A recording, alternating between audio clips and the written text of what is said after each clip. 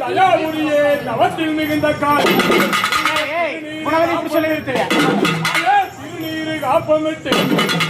திருலோகம் அது சுத்தி வந்து சூழும் வேலும் 18 அண்டம் பிண்டம் ஆகாசம் அனைத்து மேலும் நெருப்பிலே தலை குளித்து ஆலியாகப்பட்டவர் கேட்கப்பட்டு மனத்திலே குடிகொண்டு நெருப்பிலே தலை குளித்து செய்யாத பட்டுடுத்து வெள்ளியில் பிறந்த கண்ணி கண்ணி கண்ணி பள்ளி தளர்ச்சி தளர்ச்சி மார்படை வாகனி வாகனி